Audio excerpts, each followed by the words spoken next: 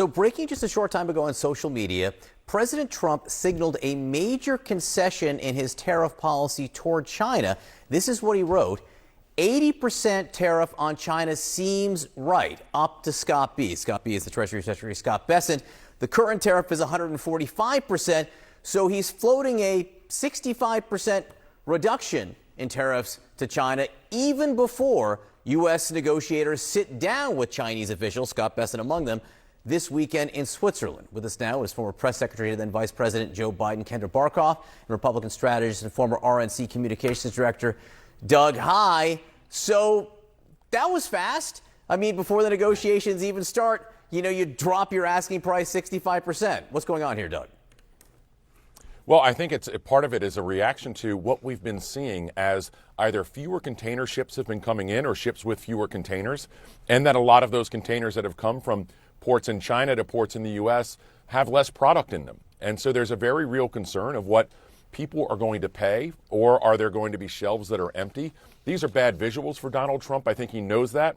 It may be too late to save the immediate problem, but clearly he realizes that there's an ongoing issue here that could hurt him politically pretty severely. I think it's smart to get ahead of this, but let's ultimately see where we end up. That's obviously much more important. Obviously, 80% tariffs are still huge. They're still extraordinarily high, yet it's a lot lower than 145%. Kendra, is this the art of the deal? Well, look, we've seen his tariff policies to be erratic time and time again. And what we're seeing is a potential coming towards a recession. Trump owns this economy, and what we're seeing with the up and downs is really going to start to affect workers. It's affecting prices.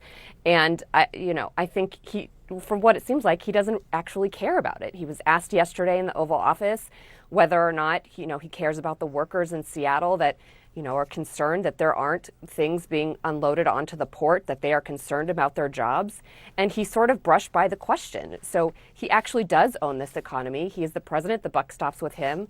And I just think these erratic tariff policies are a problem. As long as we're talking about... By the way, John, I'd say Kendra's very smart to point out the dock workers in Seattle. Tariffs are about American jobs, and ultimately it's dock workers in Seattle, it's truck drivers who are going to deliver that from Seattle or Long Beach to every community in the country. Those are American jobs, and that's part of Trump's concern.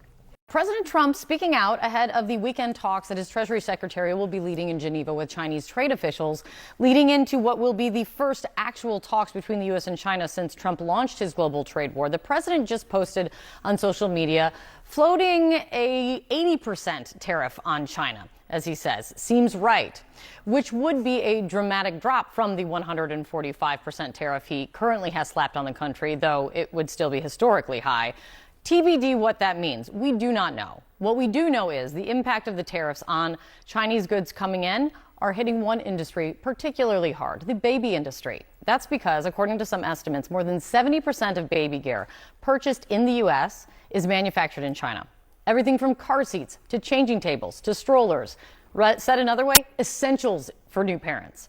Joining me right now is someone who knows this too well. Joe Shammy. He's the president of Delta Children, the country's largest crib and children's furniture brand. Joe, thank you very much for coming in. As we were talking leading into this, your company is so impressive. Family owned and run for multiple generations now.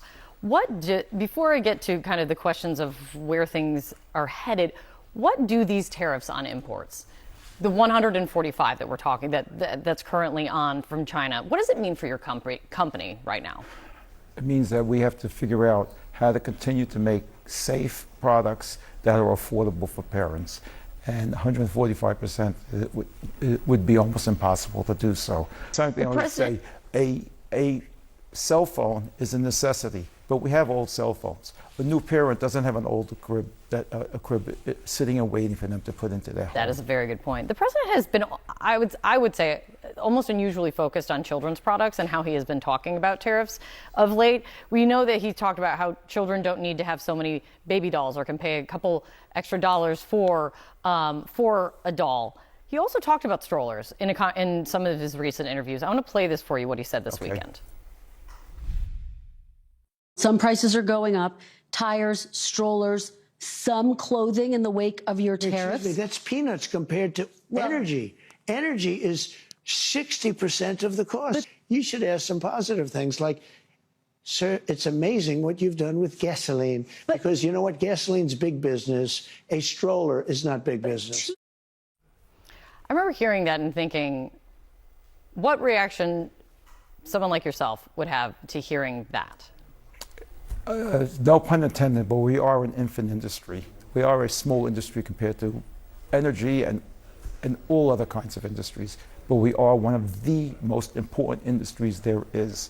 We need to keep babies safe. We need to encourage parents to have more kids, and we need to do our best to help them. An interesting thing that is particularly unique, as you're talking about safety of your products, yes, that's particularly unique to the baby industry, is the testing that goes into these products before they make it to market. If one thing we hear over and over is make it in the United States, bring it in the United States, you won't face a tariff. Can you move all of that testing to the United States that is so essential for the safety of your products? The testing facilities in China are extensive. We've developed 9 test labs in Asia. We also developed 2 test labs in the United States. So we can do some testing, but the infrastructure, wheels, steel, fabric for the seats, foam, it could go on and on. All the things that go into making a stroller are still right now in China. You can't. I mean, it is impossible for you to move that over quickly. At this time, quickly is the right term. Quickly, no. Maybe at some point in time in the future, we can. Let me point out something else to you. We have 3 manufacturing facilities in the United States. We manufacture in Wisconsin, we manufacture in Kansas.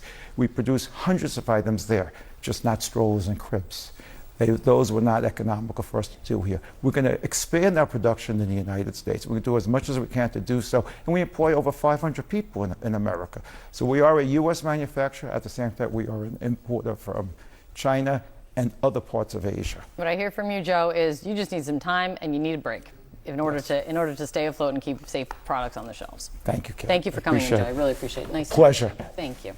Let's turn back to President Trump's trade war ahead of key negotiations between Beijing and Washington. We're joined now by an expert in U.S.-China diplomacy, former U.S. ambassador to China, and former Commerce Secretary Gary Locke. Ambassador, great to have you with us. Thank you so much. My pleasure. Just this morning, the president was tweeting, or I should say posting on Truth Social, quite a bit about this upcoming meeting between U.S. officials and Chinese officials. And he wrote, 80% tariff on China seems right.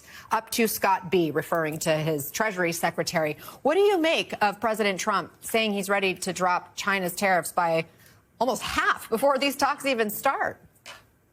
Well, it's important that there be movement between the two sides. Both countries, the consumers and the workers, are being affected, and their livelihood is being jeopardized. And so we really need to try to get these tariffs down to 0, quite frankly, because even 80% tariffs will have a huge impact on the day-to-day lives of consumers. It's going to make things so much more expensive, because if an item costs $20, if Costco has to pay $20 or Target has to pay something like $20, an 80% tariff is going to make that item almost $40. And you know that these companies, whether Target, Walmart, Costco, Home Depot, will simply pass those added costs on to the consumer. Already we're seeing ships coming from China half empty, containers half empty. And American companies that are stocking up and getting ready, let's say for the Christmas holidays, are going to find themselves without product to put on the shelves. China just put out its latest trade stats this morning, and if they are to be trusted, then their exports were up significantly through April. Trade with Asia up sharply. Trade with Europe ticked up. Trade with the U.S. slightly down. Does this say anything about Beijing's ability to weather these tariffs and to hold out in these negotiations? Who has the leverage?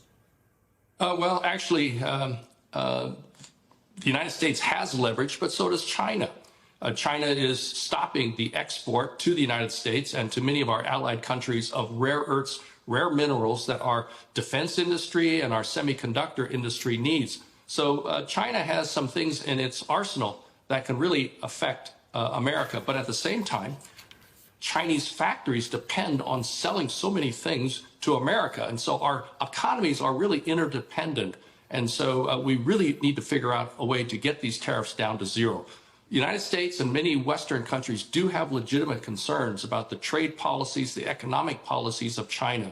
But I'm not sure, and I think most people would agree, that tariffs are the are the right way to approach those concerns. This morning, President Trump also repeated a point on social media that he and other officials in his administration have been hammering lately. And he writes in all caps, China should open its market to USA. Would be so good for them. You talk about completely opening up China. What exactly does he mean? Is it realistic? Well, many sectors of the Chinese economy are, in fact, open to U.S. investment, U.S. companies, and other companies from around the world entering into the China market, because so many things made in America are in great demand, considered very high quality to the Chinese people. Some industries are off limits to investment by foreigners. For instance, the telecommunications industry, U.S. companies cannot own a piece or be the primary owner of a, let's say, a telephone company or telecommunications company. Oil and natural gas, those are off limits to foreign investment, even a minority share or a joint venture.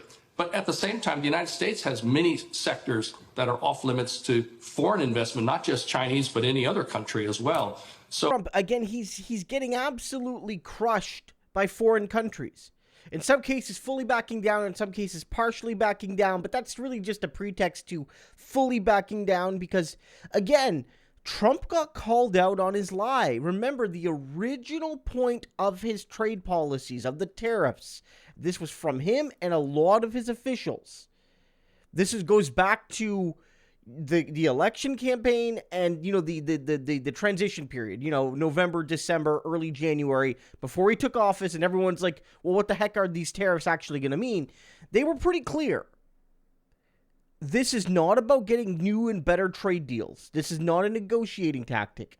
This is basically a reconstruction of the American industrial order. And whether you agree with that or not, like, that is very different than I'm going to put tariffs on a country so that I force them to come to the table and give me a good deal, give the country a good deal. Maybe where they, you know, agree to buy more American, whatever the fantasy is in Trump's mind.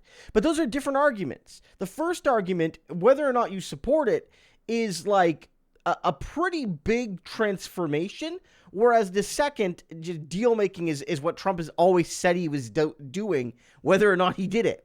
And then obviously the plan didn't work. And so he very quickly shifted to, well, actually, this is all about getting deals. It's all about getting deals, big, beautiful deals. Some are calling them the greatest deals, guys. You're tired of so many good winning deals. You could hear Trump's voice when I say that, right? But of course, the deals aren't coming. And if anything, Trump is the one bending back. He's like, well, actually, maybe I should. China hasn't made any major demands yet, so far as I can tell. Trump's the one bending the knee preemptively. He's doing it with Canada, he's doing it with China, he's doing it with Mexico, doing it with Europe, because he's losing.